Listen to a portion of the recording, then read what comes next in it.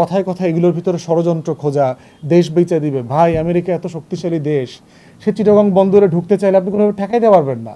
এই বাংলাদেশিরাই তো, সবুজ পাসপোর্টধারীরাই তো দেশ বেচছে। দেশের টাকা লুটপাট করছে কারা? বাংলাদেশিরাই তো বেচছে।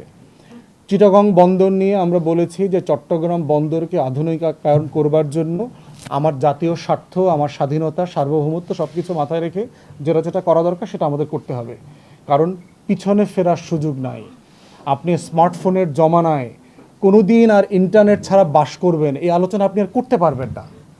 পৃথিবীর পোর্ট যেখানে চলে গেছে বন্দর, আমরা যারা বিশ্বের বিভিন্ন দেশের বন্দর দেখে, এইটা আপনি এই নদী বন্দরের স্টাইলে চালাইতে পারবেন না। এটা প্র্যাকটিক্যাল না। পৃথিবী অন্য জায়গায় চলে গেছে।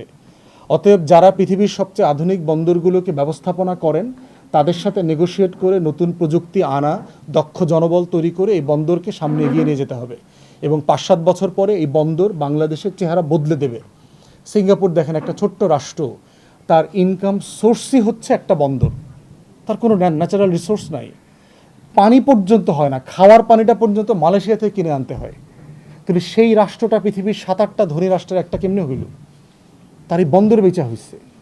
পৃথিবীর সবচেয়ে হাইটেক ৪-৫টা বন্দরের একটা হচ্ছে সিঙ্গাপুর বন্দর। তাহলে আমরা এই দুবাই যে ডিপি ওয়ার্ল্ডের ব্যাপারে চুক্তি হচ্ছে এবং আরও কয়েকটা কোম্পানির সাথে যে আলোচনা চলছে, যেটাকে ধারণা করা হচ্ছে পতেঙ্গা বন্দর, তারপরে চট্টগ্রাম বন্দর, নিউ মোরিং টার্মিনাল যেটা আছে, কন্টেইনার টার্মিনাল, থার্ড হচ্ছে এখন একটা ইকোনমিক জোনের আলোচনা চলতেছে। এই সব কিছু মিলে বিভিন্ন দেশ এবং কোম্পানি প্রায় $2 বিলিয়ন ইনভেস্ট করবে, প্রায় ২৫,০০০ কোটি টাকা। এই অপরচুনিটি আমরা মিস করতে চাই না। আর কথায় কথায় এগুলোর ভিতরে ষড়যন্ত্র খোঁজা, দেশ বেচে দিবে। ভাই, আমেরিকা এত শক্তিশালী দেশ, সে চিটাগং বন্দরে ঢুকতে চাইলে আপনি কোনোভাবে ঠেকাইতে পারবেন না। সে তার এত ইনস্ট্রুমেন্ট আছে, সে এত পাওয়ারফুল প্লেয়ার, আপনি কিচ্ছু করতে পারবেন না। আপনার বাংলাদেশ বন্দর রাইখাই বাংলাদেশিদের হাতেই সে এখানে খেলতে পারবে। কারণ দালাল এই দেশে অভাব নাই ভাই। এই দেশ বেচছে কারা গত ১৭-১৮ বছর ধরে?